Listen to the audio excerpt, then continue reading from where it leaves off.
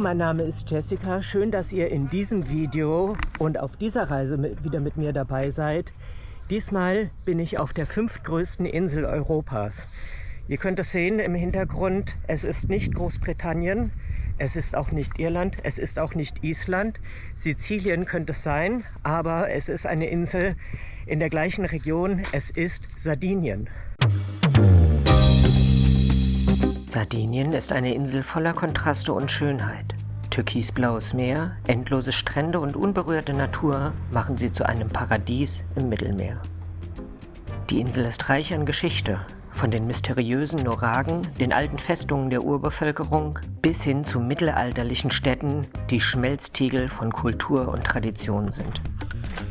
Meine erste Station auf dieser Reise rund um Sardinien ist das Cabo Testa. Das liegt im Nordosten von Sardinien. Und hier sind auf einer ganz kleinen runden Halbinsel 2 Leuchttürme, nämlich der alte Leuchtturm und der neue Leuchtturm.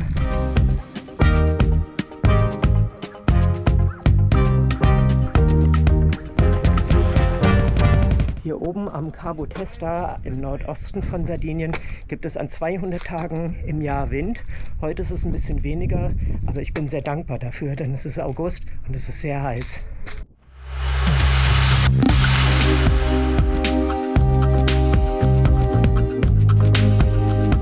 Eines der Highlights von Sardinien sind die besonderen Felsformationen. Sardinien hat unter sich sehr altes Gestein, Granit- und Basaltgestein. Und durch Ausspülungen hier vom Meer sind ganz besondere Felsskulpturen entstanden. Hier gerade im Norden gibt es ganz viele Gesteinsformationen, in die man sich alles Mögliche reinfabulieren kann, alle möglichen Tier- und Fabelwesen. Bei einigen Steinen braucht man aber gar nicht lange fabulieren, um etwas in ihnen zu sehen. Seit die Menschen vor etwa 8000 Jahren Sardinien besiedelten, denken sich alle, die an dieser Felsformation vorbeikommen, das Gleiche. Hier oben am Cabo Testa ist man ganz nah dran an der Nachbarinsel Korsika, die kleiner ist als Sardinien. Hinter mir sieht man die weißen Felsen der korsischen Inselhauptstadt Bonifacio.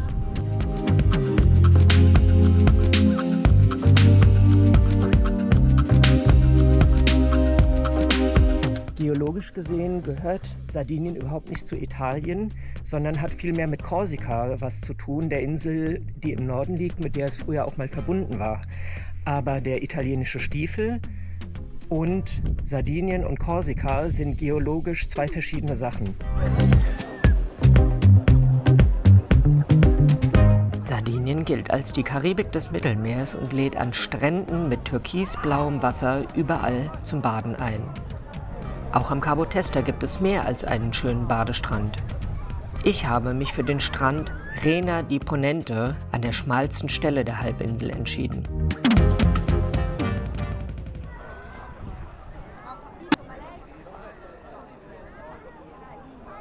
Von Cabo Testa fahre ich in das wenige Kilometer entfernte Santa Teresa Gallura, eine malerische Küstenstadt im Norden Sardiniens.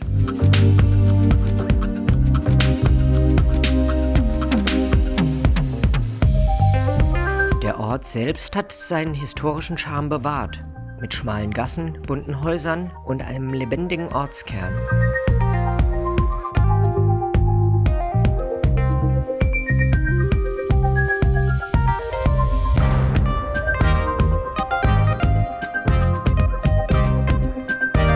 Hoch über der Küste thront der Torre di Longosado, ein alter Wachturm aus dem 16. Jahrhundert, der ein perfekter Aussichtspunkt ist für den spektakulären Blick auf die benachbarte Insel Korsika.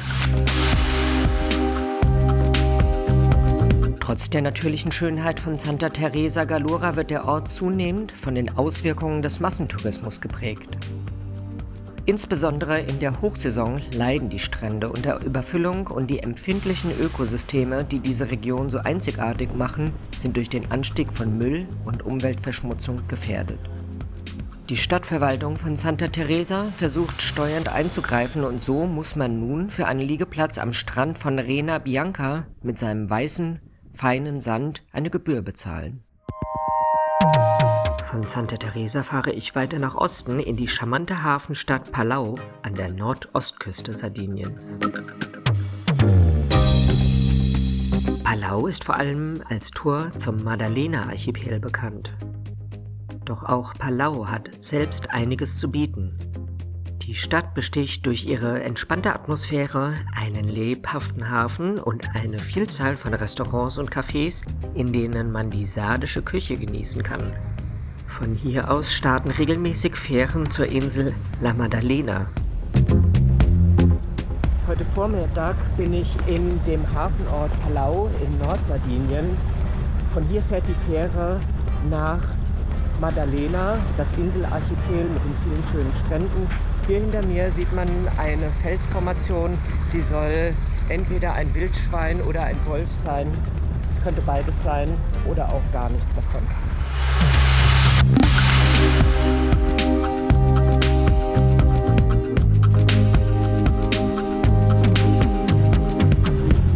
Während man auf die Fähre wartet, man kann zu Fuß mit der Fähre rüber nach Maddalena fahren oder mit dem Auto, kann man sich hier die schöne Altstadt angucken von Palau. Die ist wirklich sehenswert mit netten Einkaufssträßchen und Cafés, um sich die Zeit zu vertreiben.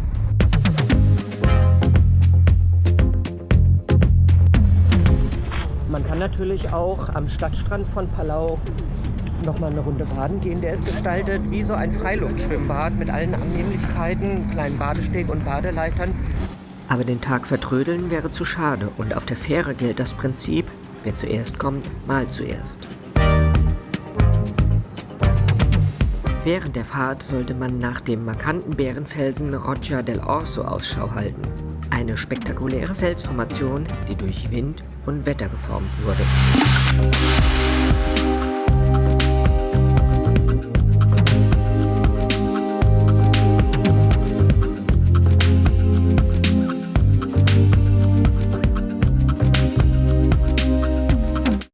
Ja, die Überfahrt von Palau, von der Hauptinsel Sardinien zum Maddalena-Archipel dauert gerade mal eine halbe Stunde. Dann ist man schon da, mit Ein- und Aussteigen aus dem Auto. Das Maddalena-Archipel, eine Gruppe von über 60 Inseln und Inselchen, liegt im Nordosten Sardiniens und ist ein wahres Paradies für Naturliebhaber. Die größte Insel, La Maddalena, ist berühmt für ihre malerischen Strände, versteckten Buchten und das kristallklare, türkisfarbene Wasser, das sich ideal zum Schwimmen, Schnorcheln und Tauchen eignet. Für Segler und Bootsliebhaber ist das Maddalena-Archipel ein Traumziel, weil viele der kleineren Inseln nur über das Wasser erreichbar sind. Ich bin angekommen im Nordwesten von La Maddalena am Spiaggia Bassa Trinita. Der Spiaggia Bassa Trinita ist einer der schönsten Strände im Maddalena-Archipel. Jetzt ist es gerade ein bisschen bewölkt, aber natürlich ist auch hier das Wasser türkis wie in einem Swimmingpool.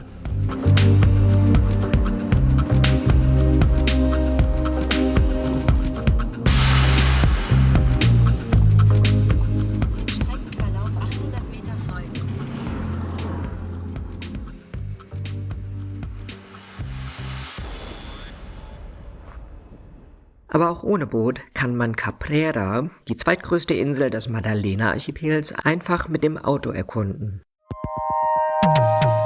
Der Passo della Moneta ist ein künstlich angelegter Damm, der die beiden Inseln miteinander verbindet und sowohl für Autos als auch für Fußgänger zugänglich ist.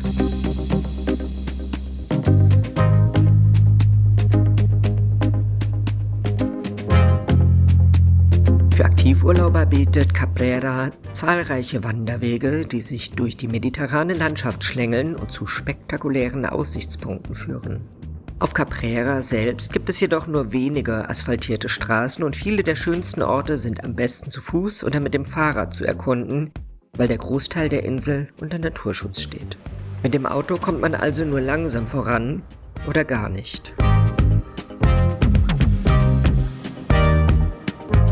Nun ist es aber Zeit für den Nachhauseweg und der führt mich noch etwas ins Landesinnere zu einem Naturdenkmal, der Sughera Monumentale di Crișuledu.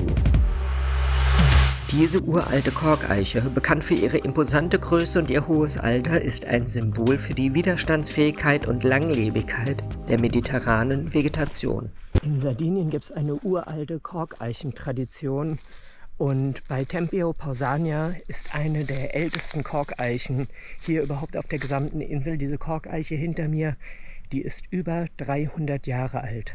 Traditionell wurde Kork hauptsächlich zur Herstellung von Weinkorken verwendet, aber heutzutage findet das Material in einer Vielzahl von Bereichen Anwendung, von Modeaccessoires und Möbeln bis hin zu nachhaltigen Bau- und Dämmstoffen. Mit ihrem knorrigen Stamm und weit ausladenden Ästen stellt sie ein eindrucksvolles Beispiel für die Korkeichen dar, die typisch für Sardiniens Landschaft sind. Am nächsten Tag mache ich mich noch einmal auf in Richtung Norden zum Traumstrand von Rena Maggiore.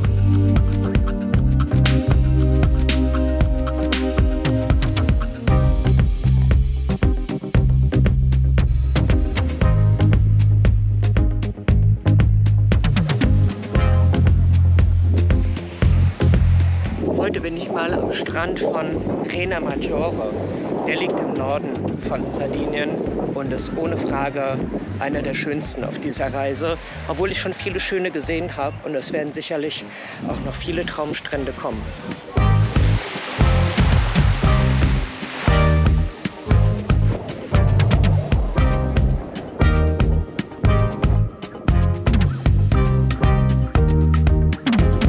Sardinien gilt als die Karibik des Mittelmeers. Und wenn man sich die Strände anguckt, die ich in diesem Video schon gesehen habe und die noch kommen werden, dann muss man dieser Feststellung doch recht geben.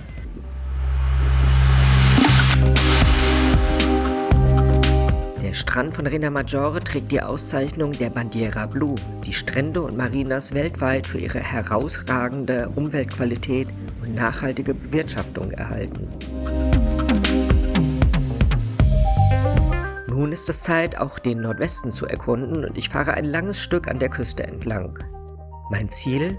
Der Spiaggia di Ampurias, auch bekannt als Lu Bagno, in der Nähe des malerischen Städtchens Castelsardo.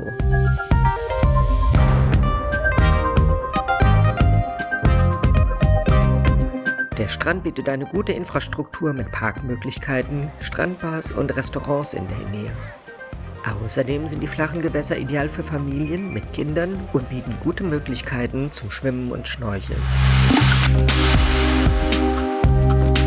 Wer in dieser Gegend ist, sollte einen Abstecher zum Elefantenfelsen nicht verpassen.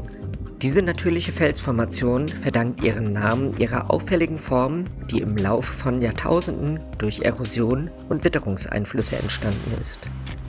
Allzu nah sollte man aber nicht rangehen, sonst verliert der Felsen mit einem Mal seine Wirkung. Am nächsten Tag breche ich auf in den Westen, in die malerische Mittelalterstadt Alghero. Auf der Fahrt dorthin lohnt es sich, kurz vor Sassari, der zweitgrößten Stadt Sardiniens, auf der linken Seite aus dem Fenster zu schauen.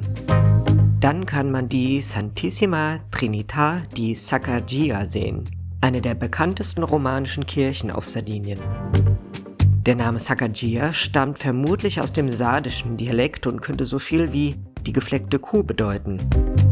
Denn die Kirche ist aus Vulkanstein und Kalkstein gebaut, was ihr das charakteristische Streifenmuster in Schwarz und Weiß verleiht. Nach 2 Stunden Fahrt quer durch Sardinien erreiche ich die Westküste und Alghero.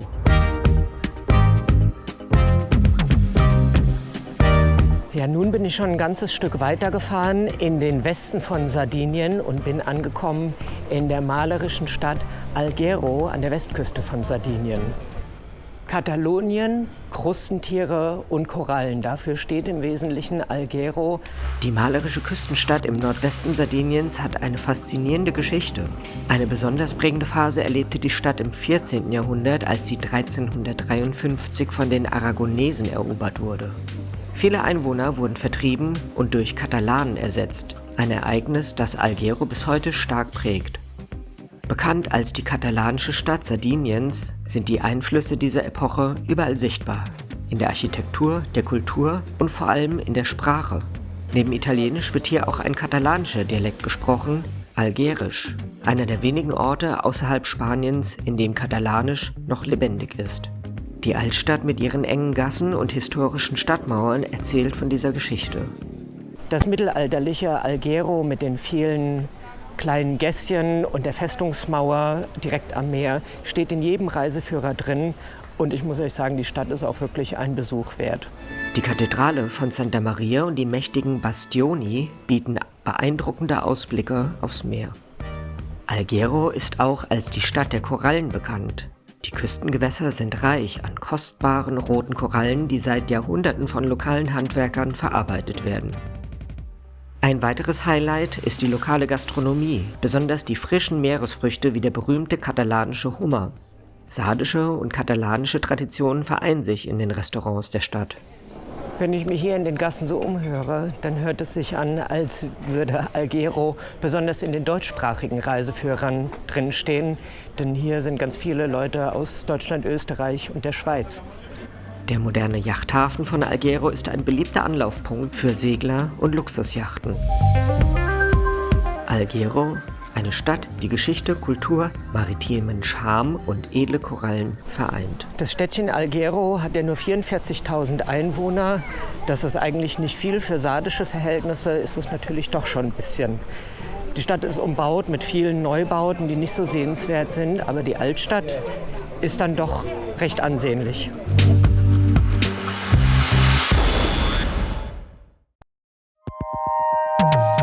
Von Alghero fahre ich nun nach Cagliari, eine Reise durch das Herz Sardiniens.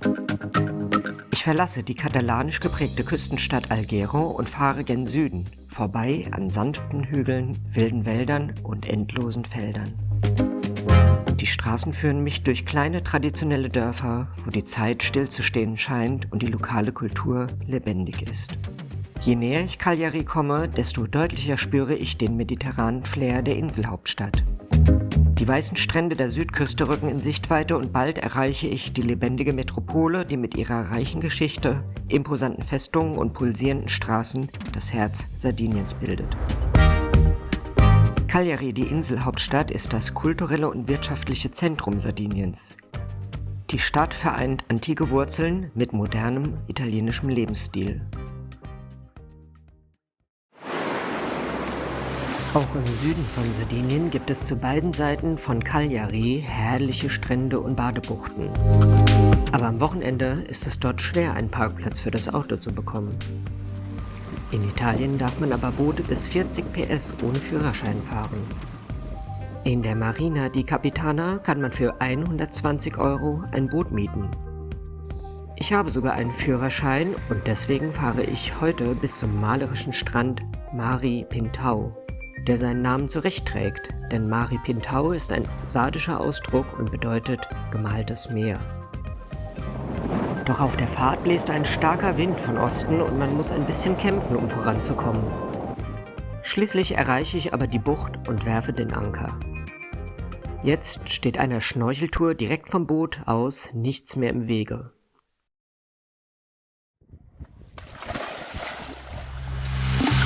So erfrischt und nach einem Sonnenbad kann ich den Anker wieder aufholen und die Heimfahrt antreten.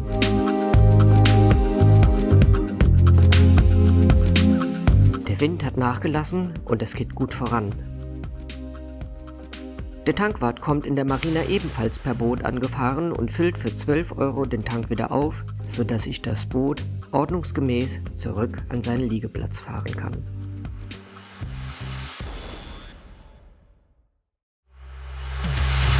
Meine nächste Tour führt mich noch weiter in den Süden Sardiniens und in die Vergangenheit. Denn auf Sardinien existiert ein Rätsel, das seit Jahrtausenden verborgen ist: die Nuragen-Kultur. Zwischen den schroffen Hügeln und dem endlosen Blau des Himmels erheben sich geheimnisvolle Türme aus Stein. Bauwerke, die älter sind als die Pyramiden, geschaffen von einem Volk, dessen wahre Geschichte in den Schatten der Vergangenheit verloren liegt. Ja, eine Art von Bauwerken gehört zu Sardinien und das sind die Nuragentürme. Wer waren die Erbauer dieser gigantischen Monumente? Welche geheimen Rituale haben sie hier vollzogen? Man weiß nicht genau, welche Funktion diese Nuragen hatten, ob es Wohngebäude, Siedlungsanlagen, Wehrtürme waren oder ob sie einfach nur dem Mückenschutz gedient haben. Vielleicht auch alles zusammen. Auf jeden Fall gibt es auf Sardinien fast 10.000 von diesen Gebäuden. Die Nuragen, steinerne Zeugen einer längst vergessenen Welt. Ihre Mauern sprechen von Macht und Schutz, von Religion und Mysterien. Doch ihre Stimmen sind leise geworden, fast unhörbar. In den Wind, der durch die Ruinen weht, flüstert die Geschichte einer Zivilisation, die sich der Zeit widersetzte.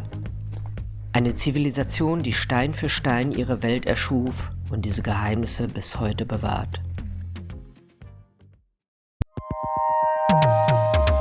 Meine Reise führt mich nun von der beeindruckenden Nurage von Sarroch weiter voran in der Geschichte Sardiniens, hinunter an die Küste nach Nura. Ja, nicht nur räumlich, sondern auch zeitlich schließt der Ort, an dem ich jetzt bin, sich an die Nuragensiedlung von Sarroch in der Nähe von Cagliari an. Die Stadt war einst eine blühende phönizische und später römische Siedlung, ein bedeutendes Handelszentrum im Mittelmeer. Schon im 8. Jahrhundert vor Christus hat man hier angefangen zu bauen. Damals waren es die Phönizier. Die Siedlung wurde dann von den Karthagern übernommen. Zu beiden Zeiten war es eigentlich eine Totenstadt, das heißt, hier haben Grabanlagen gelegen. Hier verschmelzen die Epochen, von den Ruinen antiker Tempel und Thermen bis hin zu den fein ausgearbeiteten Mosaiken, die die reiche Vergangenheit der Stadt lebendig halten. Auf einer Halbinsel ganz an der Südspitze von Sardinien, in der Nähe von Cagliari, liegt diese Siedlungsstadt, die von den Phöniziern, von den Karthagern und später von den Römern bewohnt worden war, in unterschiedlichen Funktionen. Doch inmitten der antiken Mauern finden sich moderne Elemente, Spiegelprismen. Sie reflektieren das Licht und die Landschaft, verbinden Vergangenheit und Gegenwart auf faszinierende Weise. Diese Prismen lassen uns die Ruinenstadt aus neuen Blickwinkeln sehen. Sie fangen das Sonnenlicht ein, brechen es, wie die Geschichte selbst. Eine symbolische Brücke zwischen der alten Welt und unserer heutigen. Teile von der römischen Siedlung liegen heute unter dem Meeresspiegel. Der ist seitdem ein bisschen gestiegen und durch Erosion sind manche Gebäude auch abgerutscht, sodass die Grundmauern hier teilweise bis ins Meer hineinragen. Und es war für einen Motorbootfahrer, der hier neulich mit dem Mietboot unterwegs gewesen war und zu neugierig war, das Problem gewesen. Der wollte sich das hier aus der Nähe angucken und vielleicht auch die 8 € Eintritt für den archäologischen Park hier sparen. Ist ganz nah ans Ufer gefahren und dann mit seiner Propellerschraube auf die Grundmauern von einer römischen Villa gefahren. Die Schraube war total schaden und der hat auf jeden Fall jetzt eine interessante Anekdote zu erzählen und ich auch. Der letzte Teil meiner Reise führt mich von Cagliari aus an die Südostspitze Sardiniens nach Villa Simius.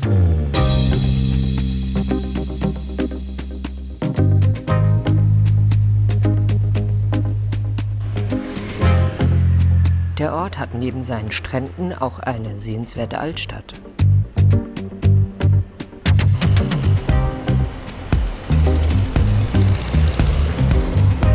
In meinem Reiseführer stand, dass Villa Simius völlig überlaufen sei. Völlig kann man jetzt nicht sagen, aber es sind natürlich schon viele Touristen da. Aber das ist ja auch in Ordnung, weil es ist wirklich ein schönes Städtchen. Man kann mal vorbeifahren. Den ganzen Tag muss man sich hier sicherlich nicht aufhalten. Die kleine Innenstadt lädt mit ihren Gassen, traditionellen Restaurants und Geschäften zum Entdecken ein. Der Ort war früher landwirtschaftlich geprägt, bevor er sich zu einem beliebten Reiseziel entwickelte.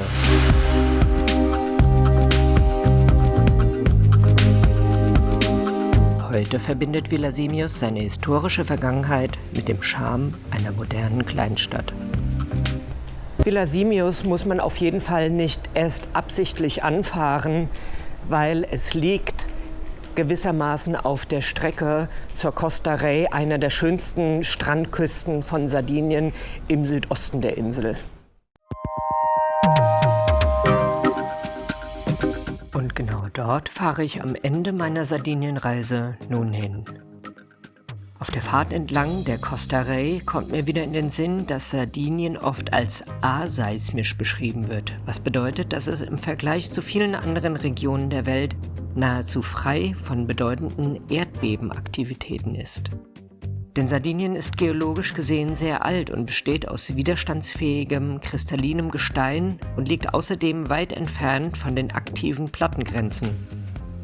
Für solche Überlegungen bin ich aber natürlich nicht zum Schluss dieses Videos nochmal an die Costa Rey gefahren, sondern um noch einmal das zu genießen, was Sardinien in der Mittelmeerregion so besonders macht. Kilometerlange Strände und türkisblaues, badewannenwarmes Wasser. Ja, das war's mit diesem Video. Schön, dass ihr mich auf meiner Reise durch Sardinien begleitet habt. Ich hoffe, euch hat dieses Video gefallen. Vielleicht habt ihr auch ein paar Anregungen gefunden und ein paar Bilder gesehen von Orten, wo ihr vielleicht auch mal hinfahren könntet. Ich hoffe, ihr seid auch auf der nächsten Reise wieder mit mir dabei. Wenn euch dieses Video gefallen hat, dann könnt ihr natürlich ein Abo dalassen. Dann bekommt ihr sofort Bescheid, wenn ich wieder auf Reisen bin und das nächste Video veröffentlicht wird. Das war's also von hier, von mir, von der Insel Sardinien. Ich bin Jessica. Ciao, bis zum nächsten Mal.